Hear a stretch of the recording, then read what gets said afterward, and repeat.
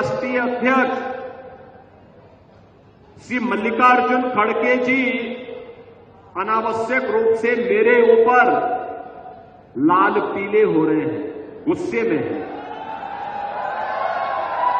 खड़गे जी, मेरे ऊपर गुस्सा मत करिए, मैं तो आपकी उम्र का सम्मान करता हूं। आपको गुस्सा करना है तो निजाम पर करिए, हैदराबाद के निजाम को, जिस हैदराबाद के निजाम के रजाकारों ने आपके गांव को जलाया था, हिंदुओं की निर्मम हत्या की थी, आपकी पूज्य माता को, आपकी बहन को, आपके परिवार के सदस्यों को जलाया था। इस सच्चाई को देश और दुनिया के सामने रखिए कि जब भी पटेंगे तो इसी प्रकार से निर्ममता से पटेंगे।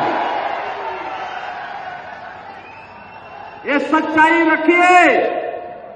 आप वोट बैंक के लिए इस सच्चाई को देश के सामने रखने से कोताही कर रहे हैं, देश के साथ धोखा आप कर रहे हैं। मैं तो एक योगी हूं, मैंने तो एक ही बात सीखी है, मैंने तो एक ही बात सीखी है, हर काम देश के नाम। मैं आप सबसे आग्रह करता हूं, मैं आप सबसे आग्रह करता हूं, हिंदुस्तान के सभी सांसदों के लिए स्टैंडिंग ओवेशन हो जाए।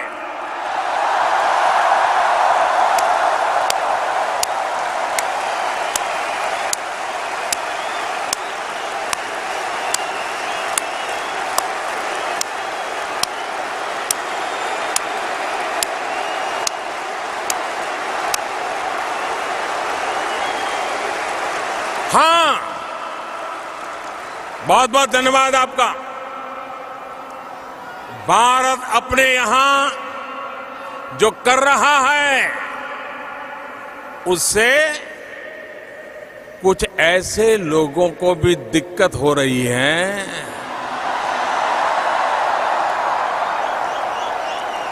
जिनसे खुद अपना देश संभल नहीं रहा है।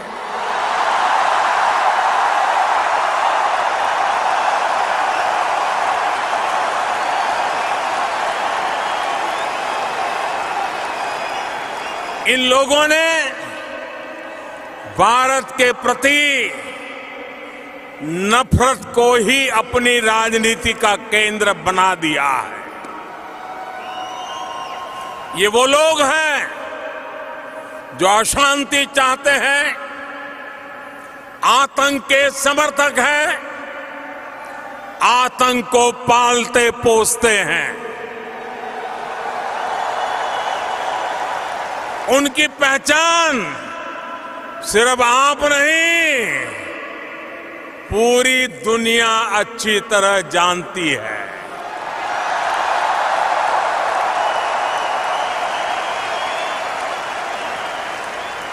अमेरिका में 9/11 हो या मुंबई में 26/11 हो, उसके साजिशकर्ता कहां पाए जाते हैं?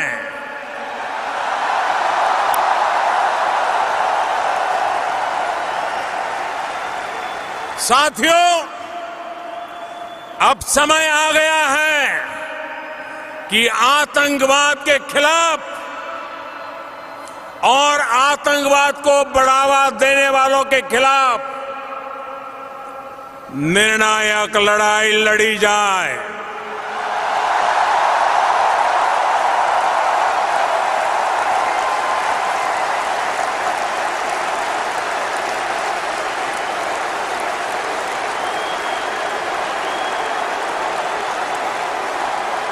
मैं यहां पर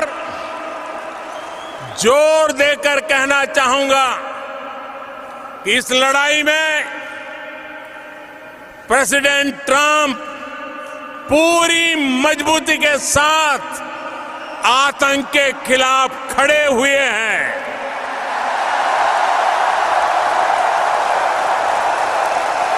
एक बार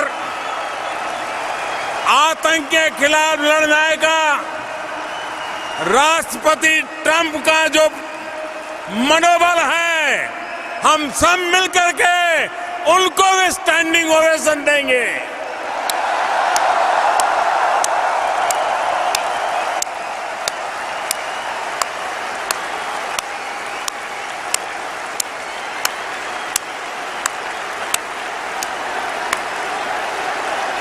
थैंक यू दोस्तों, भाई और बहनों, भारत में बहुत कुछ हो रहा है, बहुत कुछ बदल रहा है और बहुत कुछ करने के इरादे लेकर के हम चल रहे हैं।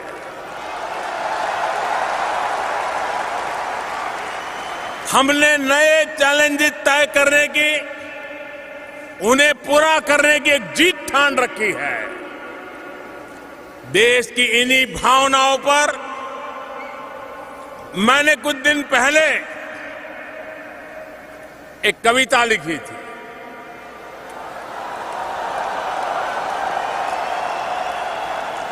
उसकी 2 पंक्ति सुना रहा हूं आज। अभी तो समय नहीं है, ज्यादा नहीं कहूंगा। वो जो मुश्किलों का अंबार है, वो जो मुश्किलों का अंबार है, वही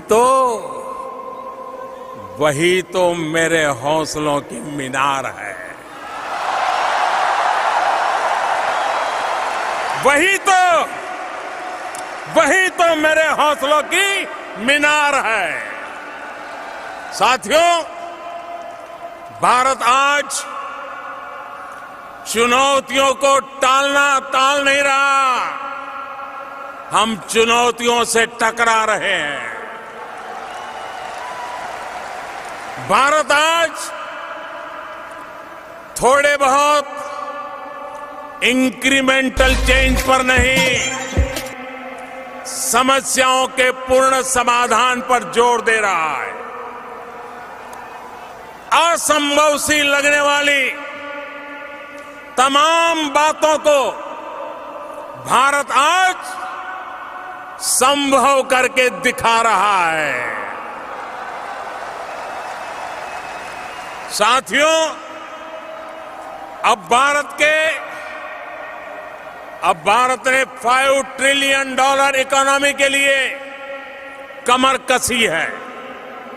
हम इंफ्रास्ट्रक्चर, इन्वेस्टमेंट और एक्सपोर्ट बढ़ाने पर जोर दे रहे हैं। हम पीपल फ्रेंडली, डेवलपमेंट फ्रेंडली और इन्वेस्टमेंट फ्रेंडली माहौल बनाते हुए आगे बढ़ रहे हैं। हम इंफ्रास्ट्रक्चर पर 100 लाख करोड़ रुपए, करीब 1.3 ट्रिलियन खर्च करने वाले हैं।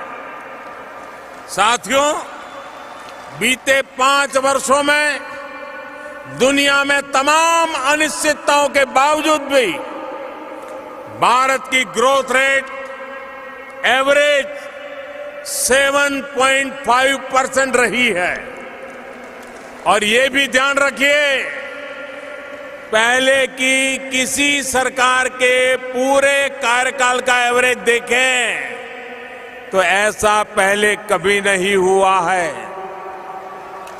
पहली बार एक साथ लो इन्फ्लेशन, लो फिस्कल डेफिसिट और हाई ग्रोथ का दौर आया है।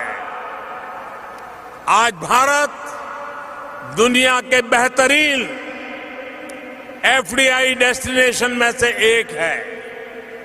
साल 2014 से 2019 तक एफडीआई इनफ्लो में करीब करीब 2 गुनी बढ़ोतरी हुई है। अभी हाल में ही हमने सिंगल ब्रांड रिटेल में एफडीआई के नॉर्म्स को आसान बनाया है। कोल माइनिंग और कॉन्ट्रैक्ट मैन्युफैक्चरिंग में विदेशी इन्वेस्टमेंट अब 100% तक हो सकता है। मैं कल एनर्जी सेक्टर के सीईओ से यहां ह्यूस्टन में मिला। भारत ने कॉरपोरेट टैक्स में भारी कमी का जो निर्णय लिया है, उससे वो सारे के सारे लोग बहुत ही उत्साहित नजर आए। उनका फीडबैक है कि कॉरपोरेट टैक्स कम करने के फैसले से सिर्फ भारत में ही नहीं बल्कि ग्लोबल बिजनेस लीडर्स में बहुत पॉजिटिव मैसेज गया है। ये फैसला भारत को और ग्लोबल कॉम्पिटिटिव बनाएगा। साथियों, भारतीयों के लिए अमेरिका में और अमेरिकियों के लिए भारत में आगे बढ़ने की अपार संभावना है। $5 ट्रिलियन इकोनॉमी के लिए न्यू इंडिया का सफर और प्रेसिडेंट ट्रंप के नेतृत्व में अमेरिका की मजबूत इकोनॉमिक ग्रोथ इन संभावनाओं को नए पंख लगा देंगे। प्रेसिडेंट ट्रंप ने अपने संबोधन में जिन इकोनॉमिक मिरेकल्स की बात कही, वो सोने में सुहागा हो गए। आने वाले 2-3 दिनों में प्रेसिडेंट ट्रंप के साथ मेरी बातचीत होने वाली है। मैं उम्मीद करता हूं कि उससे भी कुछ पॉजिटिव रिजल्ट्स निकलेगा। वैसे तो प्रेसिडेंट ट्रंप मुझे टफ नेगोशिएटर कहते हैं,